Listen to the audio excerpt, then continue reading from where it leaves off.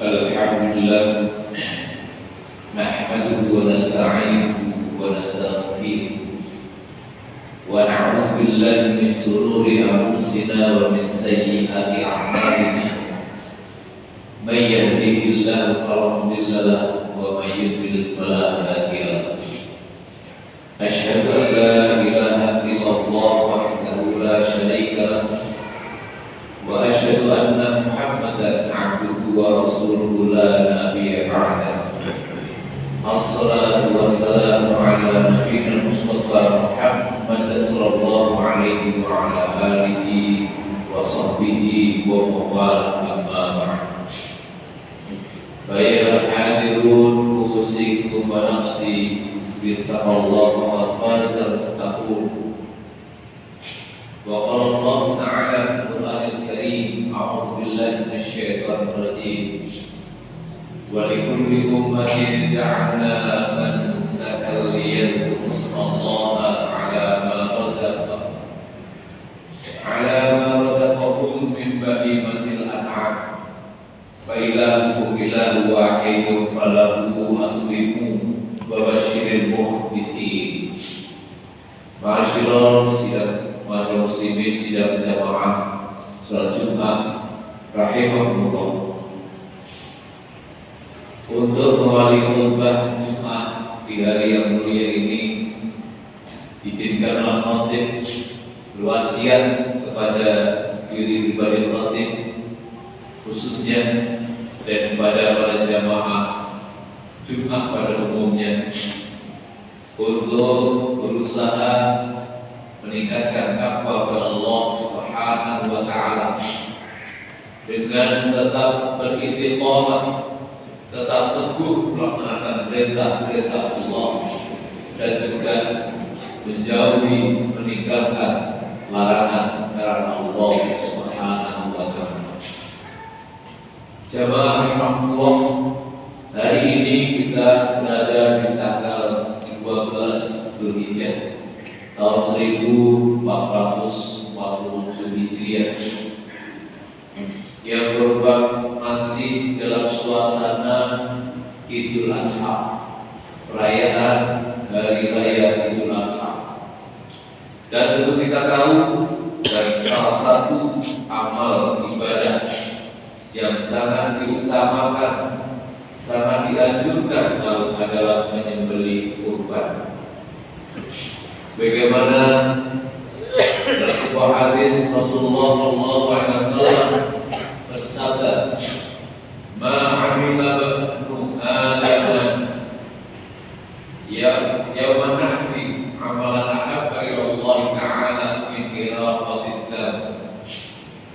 Tidak ada amal perbuatan anak manusia pada hari Nahr yaitu Idul Adha yang lebih dicintai oleh Allah Ta'ala daripada mengalirkan darah atau menyembelih hewan kurban. Hadis riwayat Al-Hakim. Jamaah rahimahullah, barangkali ada sebagian orang yang beranggapan bahwa kurban atau itu kurban adalah sekedar makan-makan, pesta orang mengkonsumsi daging kurban. Tentu anggapan itu tidaklah tepat. Anggapan itu sangat keliru kalau kita memahami tentang makna kurban dan juga tujuan dari kurban itu. Kurban secara bahasa berasal dari kata qoroba yaqrabu qurbanan yang memiliki arti dekat atau mendekatkan. Maknanya adalah mendekatkan diri kepada Allah Subhanahu wa taala. Kurban juga sering disebut dengan usyah, yang artinya hewan sembelihan, sehingga ibadah kurban merupakan ibadah untuk mendekatkan diri kepada Allah Subhanahu wa taala dengan cara menyembelih hewan kurban. Ibadah kurban secara fisik, secara lahiriah yang disembelih adalah hewan ternak seperti unta, sapi, lembu, kerbau, kambing, domba. Tetapi pada hakikatnya adalah pengorbanan dan pengabdian diri sepenuh hati kepada Allah Subhanahu wa taala sebagai sarana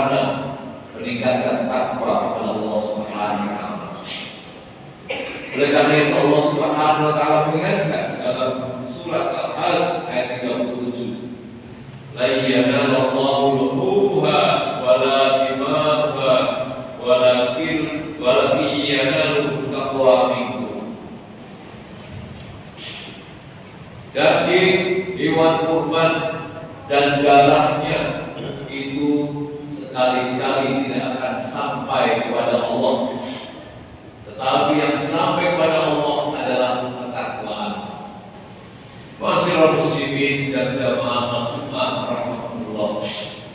Kurban merupakan amaliyah keagamaan yang berakar dari risalah yang dibawa oleh Nabiullah Ibrahim alaihissalam dan putranya Nabi Ismail alaihissalam sebagai wujud ubudiyah, pengabdian dan ketaatan kepada Allah Subhanahu wa taala.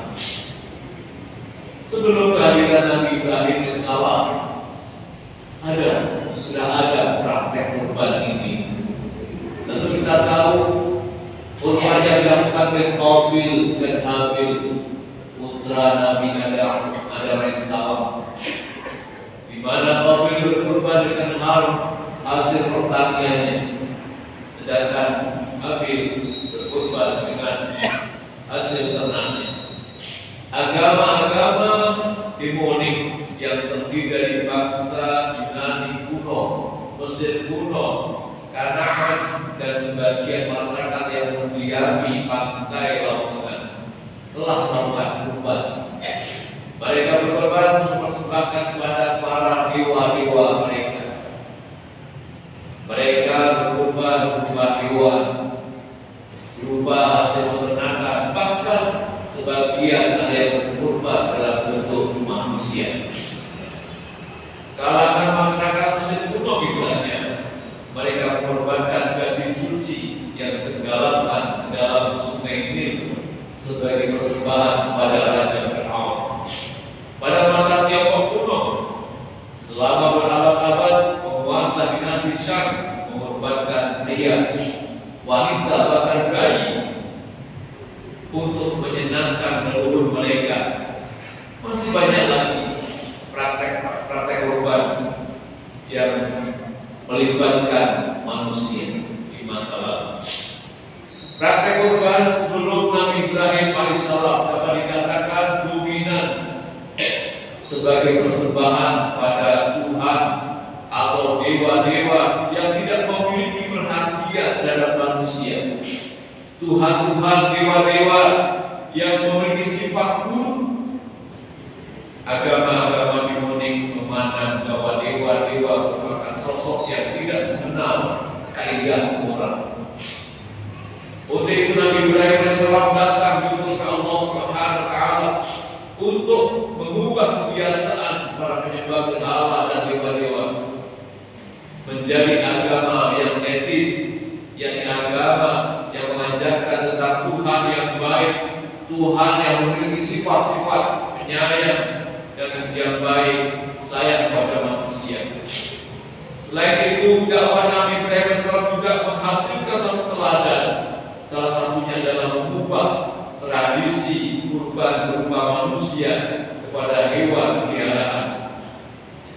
Perubahan ini menjadi peristiwa besar dalam sejarah kemanusiaan. Ma'asyiral muslimin sidang jamaah salat Jumat rahmatullah.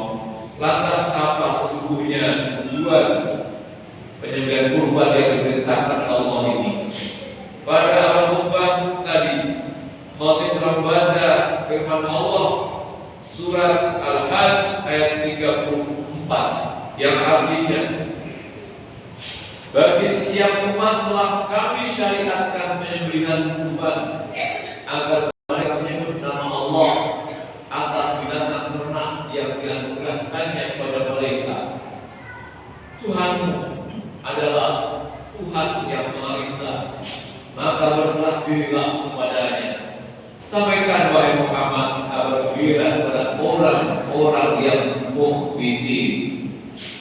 Berdasarkan ayat ini, salah satu tujuan disyariatkan ibadah kurban adalah menjadi pribadi al-mukhbitin. Apakah al-mukhbitin itu?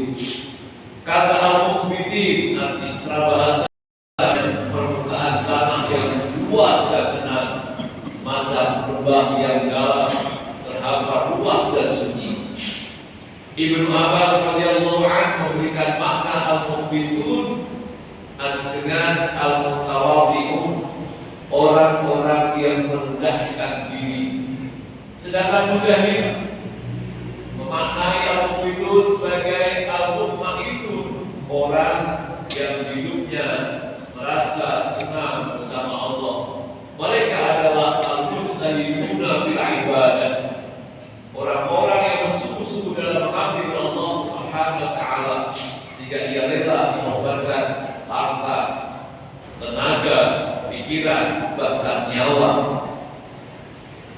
Orang al-mukhbitun ini selalu dalam hidupnya, artinya tenang mereka tidak mempunyai masalah, tetapi mereka tetap tenang, tetap bahagia meskipun mereka memiliki banyak persoalan, banyak masalah dalam hidupnya.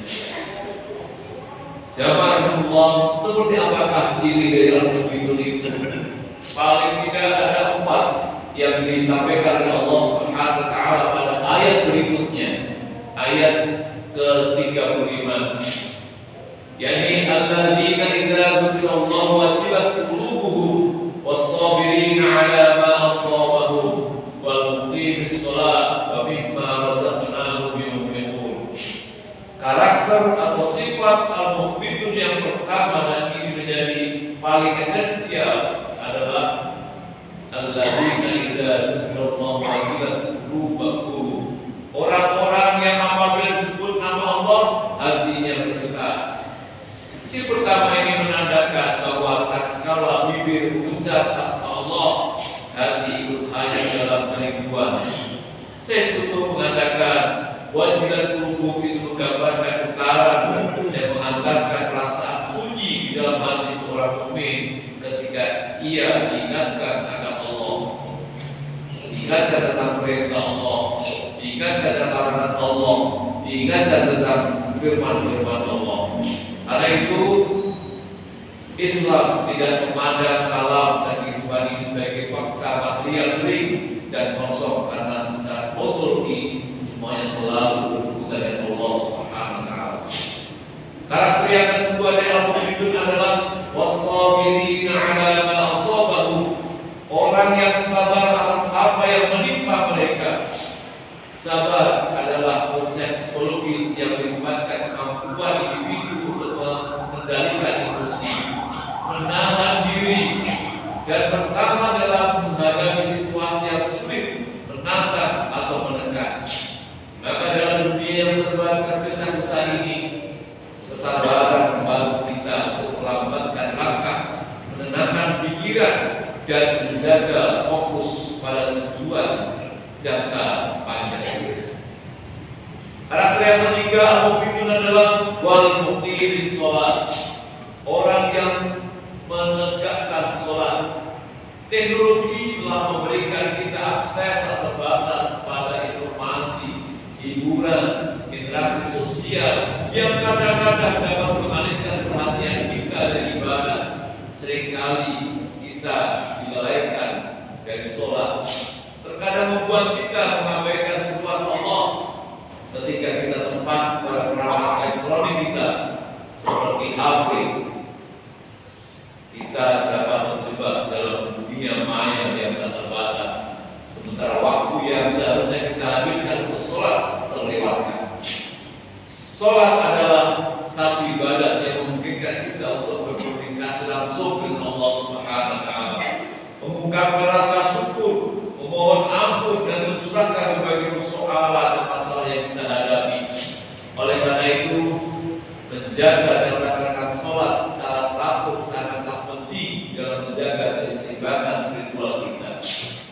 Yang terakhir atau yang keempat dari pribadi al-mukhbitun adalah wa mimma razaqnahum yunfiqun, orang yang menginfakkan sebagian rezeki yang Allah karuniakan kepada mereka. Dalam melaksanakan infak, kita mendapatkan pahala dan berkah dari Allah. Infak merupakan investasi spiritual yang menghabiskan atau menghasilkan ganjaran dan keberkahan baik di dunia maupun di akhirat.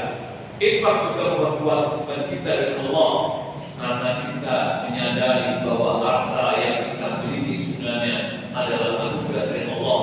Kepemimpinan Allah bersifat mutlak, sementara tentang manusia adalah bersifat nisbi. Infak berkontribusi dalam menciptakan keadilan sosial, mengurangi kesenjangan ekonomi dalam masyarakat. Melalui infak kita dapat membantu masyarakat yang kurang mampu secara finansial untuk mendapatkan akses layanan kesehatan, pendidikan, perumahan, dan kebutuhan dasar lainnya. Hal ini membantu memperkuat ikatan sosial dalam masyarakat dan mengurangi kesenjangan yang ada. Demikianlah Subhanallah tentang karakter dari al-Qur'an itu yang menjadi salah satu tujuan dari ibadah kurban yang diperintahkan Allah Subhanahu wa taala. Demikian mudah-mudahan bermanfaat. Aqulu qouli hadza astaghfirullahal azim innahu huwal ghafurur rahim.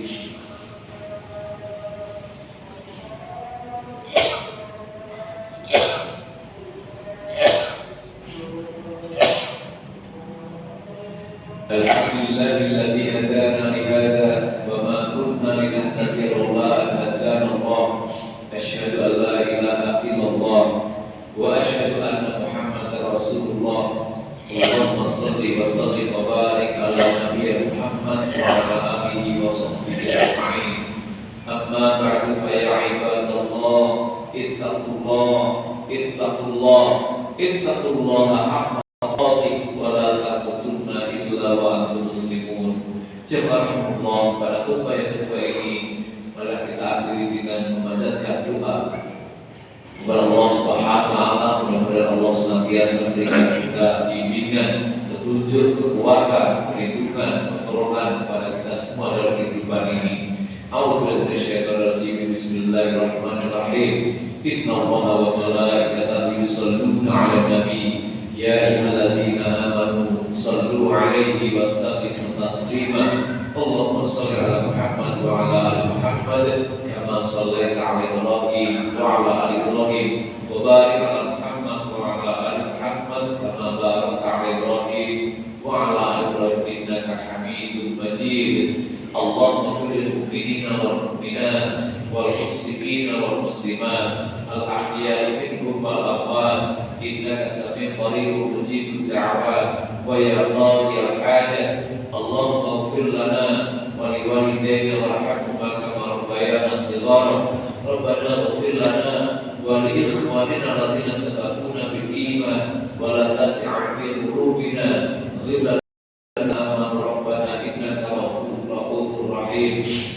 Rabbana zalamna anfusana wa illam taghfir lana wa tarhamna lanakunanna minal khasirin. Allahumma shalli ala dinina alladhi huwa ismatu amrina wasbir lana dunyana allati fiha ma'ashina wasbir lana akhiratana allati ilayha ma'aduna waj'al hayata ziyadatan lana fi kulli khair waj'al mauta rahmatan lana min kulli syarr. Rabbana hab lana min azwajina wa dhurriyyatina qurrata a'yun waj'alna lil muttaqina imama. Rabbana atina fid dunya hasanah wa fil akhirati hasanah wa qina adzabannar. Wa sallallahu ala Muhammadin wa ala alihi wasallam. Subhana rabbika rabbil izzati 'amma yasifun wa salamun alal mursalin walhamdulillahi rabbil alamin. Wa la dzikrullahi